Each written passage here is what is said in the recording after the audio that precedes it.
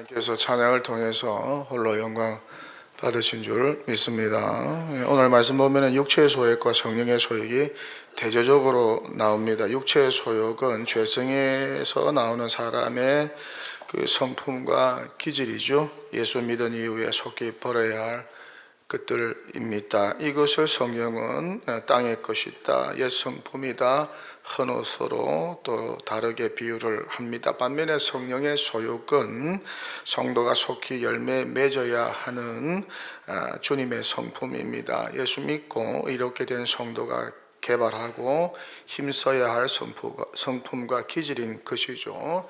성경은 위의 것이다, 새 성품이다, 새 옷이라고 이렇게 다양하게 이 성령의 소욕을 비유합니다. 먼저 우리 성도가 속히 버려야 하고 끊고 단절해야 하는 육체의 소욕, 헌옷은 무엇일까? 어떤 것일까? 본문 19절에서 22절까지 잘 설명하고 있어요. 먼저 19절입니다. 육체의 일은 분명하니 음행과 더러운 것과 호색과, 육체의 일은 분명하니 음행과 더러운 것과 호색과. 음행은 불법적인 성관계입니다. 이 단어에서 웨설이라는 단어인 영어 단어 포르노가 나왔습니다. 음행을 헬라어로 포르네이아라고 하죠. 이 단어에서 영어 단어 포르노가 나왔어요. 간음 또는 간통과 같은 불법적인 성관계가 음행입니다. 매춘과 이와 유사한 성행위도 모두 다 포함하고 있습니다. 음행으로 로마가 망했습니다. 음행으로 이스라엘이 망했습니다. 음행으로 고린도 교회는 혼란에 빠졌습니다. 더러운 것, 이 단어는 원래 뜻이 윤리적인 불결함을 뜻합니다. 여기서는 성적인 불결함을 뜻합니다. 동성애까지 포함하는 성적인 불결함입니다. 로마서 1장에서는 이 단어를 불법적인 성과 연관을 시켜서 더러움과 부끄러운 욕심이라고 언급하면서 동성애를 언급합니다. 로마서 1장 26절과 27절입니다. 같이 읽습니다. 이 때문에 하나님께서 그들을 부끄러운 욕심에 내버려 두셨으니 꼭 그들의 여자들도 순리대로 쓸 것을 바꾸어 영리로 쓰며, 그와 같이 남자들도 순리도도 여자 서기를 버리고 서로 향하여 음욕이 부릴 듯하며, 남자가 남자와 더불어 부끄러운 일을 행하여 그들의 그릇 때문에 상당한 보응을 자선이 받았느니라. 성경은 소돔과 고모라가 이 음란하고 더러운 일로 인하여서 부끄러운 욕심 때문에 멸망했다고 말씀하고 있습니다. 호색, 이 말은 원래 자제력이 부족하다는 뜻입니다. 본문에서는 불경건하고 더러운 성적 욕망을 탐닉하면서도 부끄러움을 모르는 상태를 뜻합니다. 한국어 사전에는 성적인 매력에 대한 지나친 관심이나 집착으로 정의하고 있습니다. 또 본문 20절에 육체의 소욕이 나옵니다. 같이 읽습니다. 우상 숭배와 주술과 원수 맺는 것과 분쟁과 시기와 분냄과 당 짓는 것과 분열함과 이단이라. 우상 숭배는 무엇입니까? 창조주 하나님 대신 피조물의 절대적인 가치를 두고, 신적인 가치를 두고 하나님으로 숭배하는 것이죠.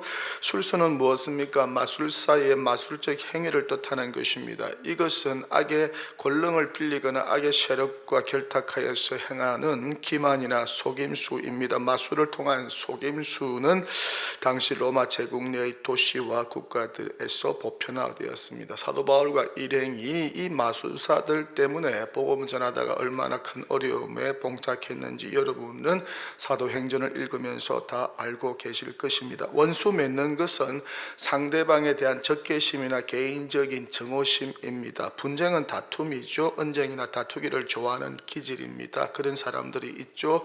특별하게 말다툼, 고린도 교회가 분쟁과 다툼이 많은 교회였어요. 그래서 평안할 날이 없었습니다. 시기는 남의 세력이나 재능을 셈하여서 미워하는 것입니다.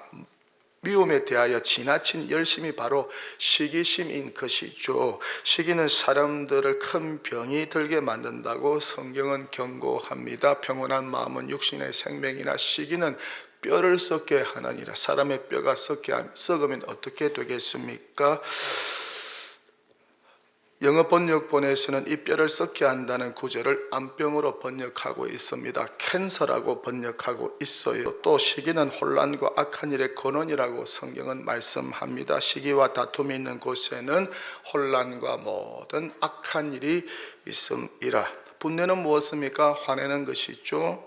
마음속의 노여움을 밖으로 터뜨리는 행위입니다. 자기 안에 화를 참지 못하고 밖으로 표출하는 것입니다. 분노는 미련한 자를 죽인다고 성경은 경고합니다. 분노를 버리라고 말씀합니다. 화내는 것은 하나님의 의를 이루지 못하는 것이라고 말씀합니다.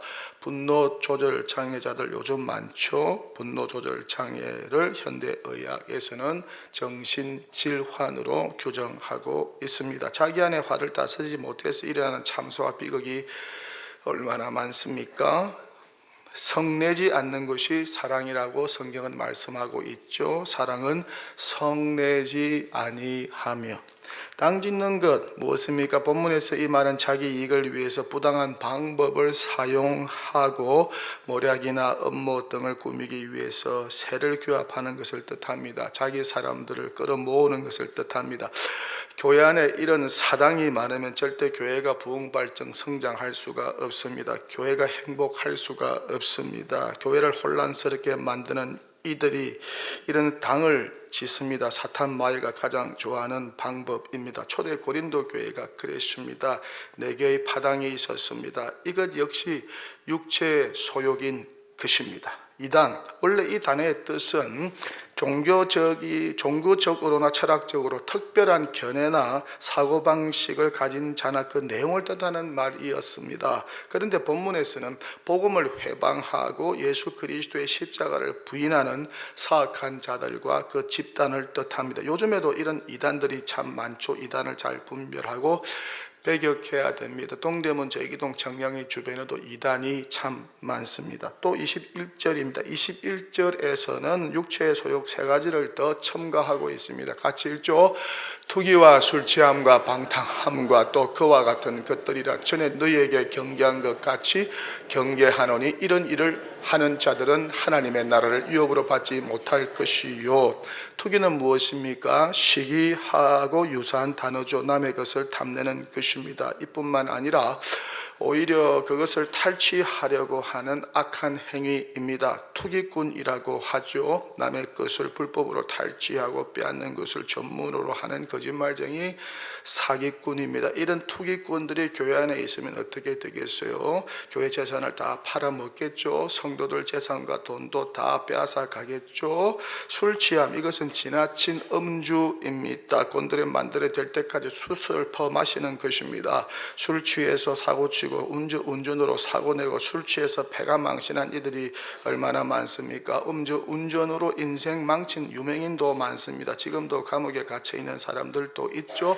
성령은 술 취하지 말고 대신에 무엇 하라고 합니까? 성령에 취하라. 성령 충만하고 말씀합니다. 어떻게 그렇다면 성령 충만할 수 있을까? 기도 많이 하면 되겠죠. 술에 취하려고 하면 술을 밤낮으로 마셔야 되는 듯이 성령에 취하고 성령 충만하려고 하면 기도를 시도 때도 없이 많이 해야 됩니다. 무시로 성령 안에서 기도해야 됩니다. 그래야 성령에 취해서 성령의 인도함을 받아서 그 성령의 힘으로 주의 일을 감당할 수 있는 것이죠. 이렇게 성령의 힘으로 봉사하지 않고 자기 힘으로 자기 능력으로 일하려다가 많은 어려움과 혼란이 초래되기도 합니다. 그래서 성도는 어떻습니까? 자나깨나 기도 많이 해야 됩니다. 특별하게 봉사자들은, 직분자들은 자나깨나 기도를 많이 해야 합니다. 무시로 성령 안에서 기도하고 기도에 항상 깨어 있어야 한다는 것이죠. 그런 교회 되기를 축원합니다. 오늘 본문 말씀에도 성령을 따라 행하라 16절, 성령의 인도함을 받으며 살라 18절, 성령의 열매를 맺으며 살라 22절, 성령으로 살고 성령으로 행하라 25절, 그렇게 성령을 따라 행하라고 강조하고 있습니다. 그래야 육체의 소욕을 이길 수 있다고, 그렇게 성도는 술 취하지 말고 대신 성령에 취해야 한다고 말씀합니다. 성령에 취하여 성령의 인도함을 받아야 한다고 말씀합니다. 그렇기 위해서는 기도를 많이 해야 하고 찬양도 많이 하고 말씀도 많이 읽어야 하겠죠. 그럴 때 성령 충만하게 되는 것입니다. 성령의 인도함을 받게 되는 것입니다. 성령을 따라 행하게 되고 육체의 소욕과 싸워 승리할 수 있는 것이 아니겠어요? 결국 성령과 육체의 끝없는 대치와 싸움이 어떻습니까? 신앙의 전 과정이라는 것이죠. 이기는 자가 우리의 영혼과 심령을 지배하게 되는 것입니다. 그래서 오늘 성경은 죄된 성품인 육체의 소욕을 경계하라고 말씀합니다. 단절하라고 말씀합니다. 끊어버리라고 말씀합니다. 육체의 소욕으로 사는 자는 하나님 나라를 유업으로 받지 못한다고 경고합니다. 천국에 입성하지 못하고 지옥에 떨어진다고 경고하고 있습니다. 그러면서 사도 바울은 갈라디아 교회와 성도를 향해서 성령의 소욕으로 충만하라고, 성령의 열매로 충만하라고 말씀하고 있습니다. 이유는 무엇 때문입니까? 그리스도 예수의 사람들은 육체와 함께 그 정욕과 탐심을 어디에? 십자가에. 다시 한번 묻습니다. 그리스도 예수의 사람들은 육체와 함께 그 정욕과 탐심을 어디에? 십자가에 못 박았기 때문입니다. 본문 24절입니다. 같이 읽습니다. 그리스도 예수의 사람들은 육체와 함께 그 정욕과 탐심을 십자가에 못 박았느니라. 할렐루야. 그러면서 육체의 소욕이 죽고 성령의 소욕, 성령의 열매가 맺혀야 한다고 말씀합니다. 본문 22절과 23절입니다. 같이 읽습니다. 오직 성령의 열매는 사랑과 희락과 화평과 오래 참음과 자비와 양성과 충성과 온유와 절제니 이 같은 것을 금지할 법이 없느니라. 성령의 열매 첫 번째가 뭔가요? 사랑입니다. 아가페 사랑이죠. 무조건적인 사랑입니다. 사랑에 많은 특징이 있지만 가장 중요한 것 두 가지는 오래 참는 것과 무례하지 않는 것입니다. 정말 사랑하면요 오래 참아요. 사랑은 오래 참고, 고린도전서 13장에서 그렇게 말씀하잖아요. 정말 사랑하면요 상대방을 존중합니다. 사랑은 무례히 행치 않으며, 고린도전서 13장에서 그렇게 말씀하고 있잖아요. 그런데 어떻습니까? 미워하면 참지 못하고 함부로 합니다. 무례하게 행동합니다. 하나님이 저와 여러분을 구원하기 위하여서 얼마나 오래 참으셨는지 몰라요.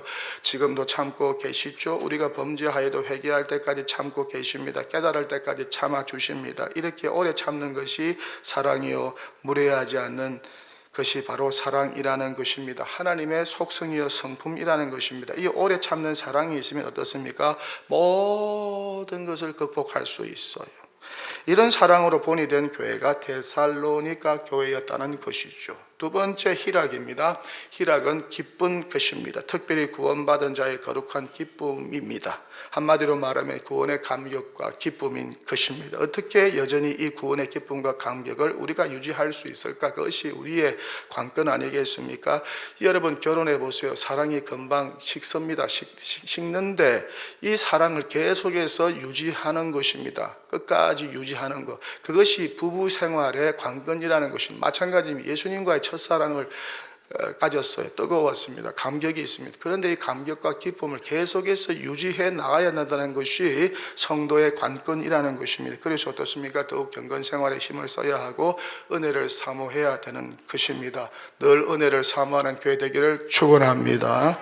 세 번째 성령의 열매는 화평입니다. 화목하고 평안한 것입니다. 10대 목회 방침의 첫 번째입니다. 평안하고 화목한 교회. 저는 동도교회가 어떤 교회보다 평안하고 화목한 교회가 되기를 바라면서 목회하고 있습니다. 화평은 관계를 통해서 평안과 기쁨을 누리는 것입니다. 헬라어로는 에이레네라고 하고 히브리어로는 샬롬이라고 하죠. 전쟁이 없는 상태와 평화입니다. 사람과의 관계에서 적개심이 없고 미움이 없는 상태를 뜻합니다. 네 번째 성령의 열매는 오래 참음입니다. 원래 뜻은 어떤 시련을 당하더라도 상대방에게 관용할 줄 아는 성품입니다. 어떤 시련을 당하더라도 상대방에게 관용할 줄 아는 관용할 줄 아는 성품입니다. 결혼을 했습니다. 그런데 남편이 아내를 때립니다. 구타합니다. 아내는 맞고도 집 나가지 않고 그것을 참아냅니다. 그리고는 남편에게 관용을 베풉니다. 이 아내에게 오래 참음의 성품이 있기 때문인 것입니다. 하나님의 성품이 바로 이 마크로디미아라고 하는 오래 참음입니다. 반역하는 이스라엘을 여호와 하나님이 얼마나 오래 참으셨는지 우리가 다 알고 있습니다. 참는 것이 최고의 인생 덕목이라는 것이죠. 잘 참으면 성공합니다. 결혼생활도 자녀 양육도 직장생활도 공부도 어려운 환경도 관계든지 환경이든지 잘 참으면 오래 참으면 성공할 수가 있어요. 그래서 인생은 오래 참는 것입니다. 신앙생활도 교회생활도 마찬가지입니다. 가정생활도 부부생활도 직장생활도 친구생활도 마찬가지입니다. 참는 것입니다. 잘 참으면 잘 됩니다. 오래 참으면 결국 잘 되는 것이죠. 예수님은 너무 잘 참으셨어요. 십자가의 고난을 주님은 잘 참으셨어요. 그렇게 인내로 구원을 완성하셨습니다. 십자가를 참으신 예수님을 바라보고 생각하면 무슨 고난이든지 잘 참고 견디게 될 줄 믿습니다. 그러니까 자나깨나 성도는 예수님 생각 많이 해야 되겠죠. 십자가의 고난을 늘 묵상하고 예수님 바라보면서 예수님 생각 많이 해야 한다는 것입니다. 이렇게 인내로서 경주하면 어떻습니까? 반드시 좋은 날이 올 것이고 반드시 승리하게 될 줄 믿습니다. 다섯 번째 성령의 열매는 자비입니다. 사람을 불쌍히 여기는 마음이겠죠. 예수님의 마음입니다. 예수님이 얼마나 힘들고 어렵고 또 환우들 얼마나 그들을 불쌍히 여겼는지 몰라요. 죄인들을 불쌍히 여기셨어요. 비난하거나 정죄하기 전에 불쌍히 여기셨어요. 자비와 긍휼을 베푸셨어요. 이 하나님의 성품인 자비를 우리 성도들이 많이 배워야 한다는 것입니다. 자비를 많이 베풀어야 해요. 사람이 잔인하면 안 됩니다. 하나님이 죄인인 인간을 불쌍히 여긴 것처럼 우리도 서로를 불쌍히 여겨야 한다는 것입니다. 특별히 어려움과 공경에 처한 자들을 불쌍히 여겨야 한다는 것이죠. 불쌍히 여기고 어떻습니까? 도와주어야 한다는 것입니다. 이것이 바로 자비의 완성인 것입니다. 말로만 불쌍히 여기면 안 됩니다. 실제적으로 그 필요를 채워주어야 한다는 것이죠. 그래서 야고보서에서 이렇게 말씀하고 있지 않습니다. 같이 읽습니다. 만일 형제나 자매가 헐벗고 일용할 양식이 없는데 너희 중에 누구든지 그에게 이르되 평안히 가라 덥게 하라 배부르게 하라 하며 그 몸에 쓸 것을 주지 아니하면 무슨 유익이 있으리요. 이런 것은 자비와 긍휼이 아니라는 것입니다. 그래서 행함으로 실천으로 자비를 보여주어야 한다는 것입니다. 그것이 참 믿음이라는 것이죠. 여섯 번째 성령의 열매는 양선입니다. 자비와 유사한 말이겠죠. 인간의 선한 성품과 행동으로 이웃에게 선을 베푸는 것입니다. 성도는 이웃에게 선을 베풀어야 합니다. 선한 사마리아인과 같이 선을 베풀어야지 악을 베풀면 안 됩니다. 아합 왕과 같이 악을 베풀면 안 돼요. 이세벨 왕비와 같이 악을 베풀면 안 됩니다. 일곱 번째 성령의 열매는 충성입니다. 하나님에 대한 변함없는 마음이죠. 우리 주님 대신 예수 그리스도에 대한 변함없는 절대 순종, 주님의 말씀에 대한 복종입니다. 목숨 바쳐서 따르겠습니다. 충성, 주님의 교회를 위해 목숨 바치겠습니다. 헌신하게 충성. 그랬지만 베드로와 제자들은 다 배반했습니다. 충성하지 못했습니다. 제가 아는 어느 초신자가 그럽니다. 목사님, 저는 기도를 좀 길게 하고 싶은데 길게 하지 못합니다. 어떻게 하면 길게 할 수 있습니까? 알려주세요. 그래서 제가 그랬습니다. 진실하면 된다고. 기도할 때는 있는 모습 그대로 생각나는 대로 떠오른 대로 솔직하게 하나님 앞에 아뢰면 된다고 알려주었습니다. 그리고 어떻게 기도하느냐고 이 초신자에게 물었습니다. 그랬더니 이분이 저에게 그럽니다. 자기는 아침에 일어나서 하나님 아버지 충성 예수님 이름으로 기도합니다. 아멘. 그래서 잘 때는 어떻게 기도하냐고 말하니까 잘 때는 하나님 아버지 감사합니다. 충성 예수님의 이름으로 기도합니다. 아멘. 이 말을 듣고 제가 한바탕 크게 웃었어요. 참 이런 기도도 괜찮겠다 그런 생각이 갑자기 들었어요. 충성 하나님 뜻대로 살겠습니다. 충성 순종하겠습니다. 충성 하나님 뜻대로 하옵소서. 충성. 이보다 더 멋지고 아름다운 기도가 또 어디 있을까? 기도가 꼭 길어야 할 필요가 없잖아요. 그렇죠? 기도가 꼭 길어야 할 필요가 없잖아요. 여러분 너무 막 기도 막 길게 하려고 하지 마세요. 요점만 정리해서 주님께 말씀드리면 되잖아요.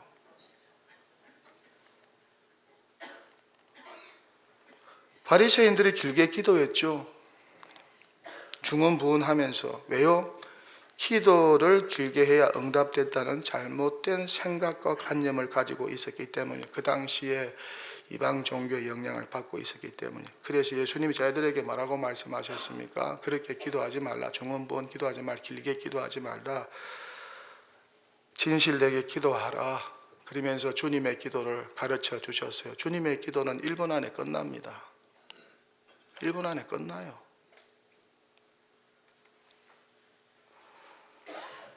얼마나 간결하고 짧아요. 중요한 것은 무엇입니까? 길이가 아니라 진실이 그 기도에 담겨 있느냐는 것이죠. 그 기도에 진실이 담겨 있느냐, 진실이 담겨 있느냐는 것이죠. 그 기도에 마음이 담겨 있느냐, 아니면 건성으로 기계적으로 습관적으로 하느냐인 것입니다. 세리의 기도와 바리새인의 기도 아시잖아요. 바리새인의 기도에 있으면 자기 자랑, 자기 의만 드러내서 하나님 이것도 하고 이것도 하고 이것도 하고 이것도 했으니까 나한테 복 주셔야죠. 아주 저급한 기도, 수준 낮은 기도, 교만한 기도. 세리는 어떻게 기도했습니까? 얼굴을 쳐들지를 못했어요. 불쌍히 여겨 주시옵소서. 나는 죄인이로소이다. 하나님께서 누구의 기도를 들으셨다고 예수님 말씀하세요? 세리의 기도에 응답하셨다고 말씀합니다. 문제는 무엇입니까? 그 기도에 진실이 담겨 있느냐, 진실이 담겨 있느냐, 이게 중요하다는 것입니다. 어쨌든 맡은 자에게 구할 것은 충성이라고 성경은 말씀합니다. 직분에 충성하기를 축원합니다. 충성하는 사람은 별로 말이 없어요. 충성하지 못하는 사람은 말이 많아요. 변명이 많아요. 갈수록 충성도가 약해집니다. 충성하는 성도들 찾아보기 힘듭니다. 알바비 주세요. 돈 주세요. 자금 주세요. 교회에서 무슨 봉사하라 그러면 돈 주세요. 어제 교회가 그렇게 세속화 되어버렸어요. 돈 주세요. 돈 주면 하겠습니다. 재능도 돈 주면 하겠습니다. 언제부터 한국교회가 이렇게 세속화 되었습니까? 주님이 우리를 위해서 하신 일을 생각하면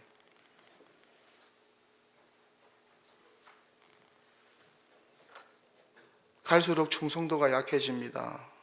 충성하는 성도들을 찾아보기 힘들어요. 핑계가 많고 변명이 많습니다. 못합니다. 예수님과 교회에 충성하지 않으려고 해요. 그럼에도 불구하고 충성하는 하나님의 일꾼 되시기를 축원합니다. 성령의 열매 8번째는 온유입니다. 자제력이 있고 규모 있게 잘 참는 것이죠. 길들여진 야생마의 성품이 온유입니다. 예수님의 특징적인 성품이죠. 온유하셔서 십자가의 속죄 제물이 되셨어요. 난폭하고 혈기왕성하면 절대 제물이 될 수 없습니다. 그런데 온유하신 예수님은 자원하여서 인류 구원을 위한 속죄의 제물이 되어 주셨어요. 그렇게 온유함으로 예수님은 구원을 이루셨습니다. 이삭이 온유했습니다. 아버지 아브라함이 그를 제물로 잡으려고 할 때에 전 도망가지도 않았고 난폭하게 굴지도 않았습니다. 아버지 뜻대로 하옵소서. 그는 묶였습니다. 제단 위에 올라갔습니다. 그가 온유하니까 올라갔죠. 난폭하거나 혈기왕성해서 벌써 도망갔죠. 온유한 하나님께서 온유한 이삭을 하나님께 축복하였습니다. 어느 해 농사했더니 이삭이 100배 소출을 얻게 되었습니다. 창대 왕성하여 마침내 거부가 되었습니다. 여러분, 거부가 되는 비결을 하나 가르쳐 드릴까요? 온유하세요. 온유하면 여러분도 이삭과 같은 거부가 될 줄 믿습니다. 절대 거칠고 난폭한 자 되지 마세요. 하나님 기뻐하지 않습니다. 절대 복을 받지 못합니다. 예수님 말씀하십니다. 같이 읽읍시다. 시작. 나는 마음이 온유하고 겸손하니 나의 멍에를 메고 내게 배우라. 그리하면 너희 마음이 쉼을 얻으리니 내게 배우라. 나의 온유를 배우고 나의 겸손을 배우라. 어떻게 좀 배우고 있는 것 같으십니까? 온유하십시오. 온유한 교회 되기를 축원합니다. 온유한 일꾼 되기를 축원합니다. 온유한 여러분의 자녀 되기를 축원합니다. 온유한 이 나라 대한민국 사회 되기를 축원합니다. 대한민국이 얼마나 거칠어지고 있는지 몰라요. 야생마가 되어가고 있어요. 툭하면 뛰쳐나와. 툭하면 뛰쳐나와. 교회에서도 뛰쳐나오고 국회에서도 뛰쳐나오고 학교에서도 뛰쳐나오고. 어떻게 이 사회가 돌아가는지 모르겠어요. 마지막 9번째 성령의 열매는 절제입니다. 인간의 기본적인 욕망을 억제하는 것이죠. 바울 당시 헬라 윤리의 중심이 바로 이 절제였습니다. 육체의 소욕을 이겨낼 줄 아는 자질입니다. 특별히 성적 욕구에 대한 자제력이죠. 인간의 성적 욕망은 대단합니다. 대단하죠. 죽을 때까지 이 욕망은 꿈틀거리고 있습니다. 젊은 사람들에게서 이 성적인 욕망이 얼마나 꿈틀대고 있습니까? 특히 여성보다 남성이 더 그렇죠. 이 욕망을 자제하는 것입니다. 성적인 욕망은 결혼이라는 테두리 안에서 이루어져야 한다고 성경은 말씀하고 있어요. 절제하기 힘들면 빨리 결혼하는 게 좋아요. 그래서 속히 남북이 통일되어 가지고 우리 젊은이들도 빨리 결혼하면 좋겠어요. 미국에 있는 젊은이들, 해외에 있는 젊은이들처럼, 외국 젊은이들처럼.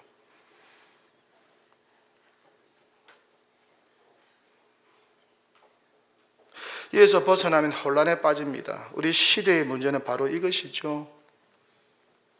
절제하지 못하는 거예요. 배우자 외에 이성과 자매는 어떻게 되겠습니까? 그렇게 해서 아이를 출산하면 어떻게 되겠습니까? 사생아가 많다고 하죠, 대한민국에.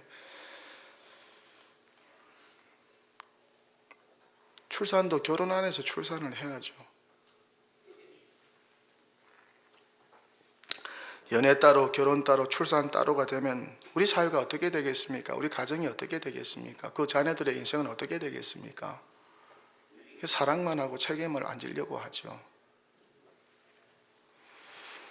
그런데 요즘에 이런 일들이 비일비재하게 일어나고 있어요. 성적인 욕망을 자제하지 못해서 그렇습니다. 요즘은 사회적 트렌드가 어떻습니까? 욕망대로 아닙니까? 원초적인 욕망대로 살자. 절제 같은 것은 필요 없다. 느낌대로 욕망대로 하고 싶은 대로 살자. 포스트 모던의 시대 사조입니다. 요즘은 이걸 뛰어넘어서 그냥 동물원 같아요. 인간인지 동물인지 구분이 안 갑니다. 이성 없는 짐승과 같은 자들이 말세에 많아질 거라고 성경에서 예언하고 있죠. 절제 같은 것은 필요 없어요. 느낌대로 욕망대로 하고 싶은 대로. 이 성적인 욕망이 이제는 무절제를 넘어서 이성을 넘어 동성으로 갑니다. 일종의 유행이요, 바이러스죠. 성적인 욕망을 자제해야 합니다. 아무나 하고 자면 어떻게 되겠습니까? 건강하고 건전한 결혼 생활을 하면 얼마나 좋아요. 성적인 요구뿐만 아니라 모든 욕구를 절제하면 좋아요. 좋은 것도 절제하면 좋아요. 먹는 것도 절제해야 합니다. 아무리 맛있어도 절제해야 돼요. 그 무절제가 병을 만드는 거예요. 그 무절제가 병을 만드는 거예요. 단계 병을 만드는 거예요. 절제 잘하면 건강한 생활을 할 수 있어요. 인생 성공할 수가 있어요. 인생 행복할 수가 있어요. 독일 속담에 이런 말이 있습니다. 오직 절제만이 인생을 아름답게 만듭니다. 오직 절제만이 인생을 아름답게 만듭니다. 다시 말해서 무절제는 인생을 불행하게 만듭니다. 제레미 테일러는 이렇게 말을 합니다. 절제는 이성의 허리띠요, 격정의 신부이며 영혼의 힘이요, 선과 도덕의 기초입니다. 우리 사회가 이 절제가 무너지고 있어요. 너무 무절제해요. 이 절제가 무너지고 있어요. 성령의 열매 9가지 마지막 활용 점점 절제. 이 절제의 선이 무너지고 있어요. 가정도 붕괴되고 교육도 붕괴되고 정치도 붕괴되고 교회도 세속화되고 이 절제가 무너져서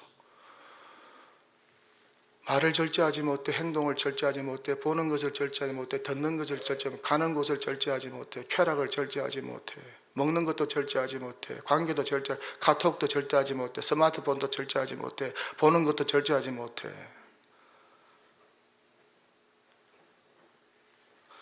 예수 그리스도의 사람은 육체의 소욕을 버리고 성령의 열매를 맺어야 합니다. 그가 바로 성령을 따라 행하는 사람이죠. 그가 바로 성령 충만한 사람, 그가 바로 성령의 인도함을 받는 성도 아니겠어요? 이렇게 성령의 열매로 충만하기를 축원합니다. 성경은 열매로 그 사람을 알게 된다고 말씀하죠. 그 열매로 그 사람을 알게 된다. 그가 선한지 악한지 알게 된다. 그가 말하는 것 보면, 그 행위를 보면, 행실을 보면 그 사람이 선한지 악한지 알 수 있다고 말씀하고 있습니다.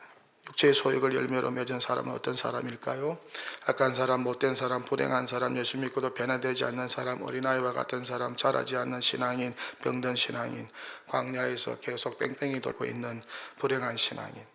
고린도 교회가 바로 이런 교회였습니다. 파당을 짓고 다투고 싸우고 자기 자랑하고 미숙한 어린아이와 같은 육에 속한 교회였어요. 칼빈은 기독교 강요에서 이런 미숙한 자들을 경계하면서, 육신에 속한 자들을 경계하면서 이렇게 말을 하고 있습니다. 교회에는 그리스도와는 아무 관계가 없고 그저 이름과 외양뿐인 외식하는 자들이 뒤섞여 있다. 야심을 가진 자들과 탐욕스러운 자들, 쟁투를 일삼는 자들, 악담하는 자들, 그리고 생활이 매우 부정한 자들이 거기에 많이 섞여 있는 것이다. 출애굽할 때 이스라엘 백성들만 출애굽한 것이 아니고 거기에 이방인들 중단 잡족이 섞여 있었던 것처럼 교회 안에도 이런 중단 잡족이 육체의 소욕만 추구하는 중단 잡족이 섞여 있다는 것을 여러분이 꼭 기억하시기를 바랍니다. 알곡과 쭉정이가 있고 양과 염소가 교회 안에 다 있습니다. 지도자들 가운데도 그런 사람들이 있습니다. 잘 분별하시기 바랍니다. 성령의 열매를 맺는 사람, 영의 사람, 행복한 사람, 성숙한 사람, 온전한 사람, 건강한 신앙인, 이런 사람들이 바로 성령의 인도함을 받으면서 사는 사람들이요, 성령을 따라 사는 사람들인 것이죠.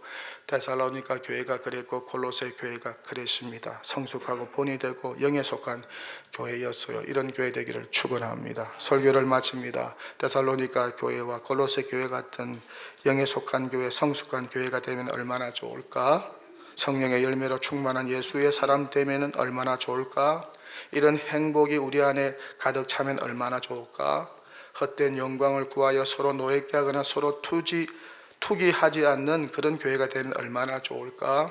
매일 육체와 함께 그 정욕과 탐심을 십자가에 못 받고 살기로 경건에 힘쓰면 얼마나 좋을까? 성령을 따라 행하고 성령의 인도함을 받고 성령의 열매를 맺고 성령으로 살고 성령으로 행하는 성도가 되면 얼마나 좋을까? 이런 행복한 성도, 복된 성도, 영에 속한 성도, 교회와 유익과 덕을 세우는 성도, 매사에 본이 되는 성도, 예수님처럼 온유하고 겸손한 교회와 성도 되시기를 축원합니다.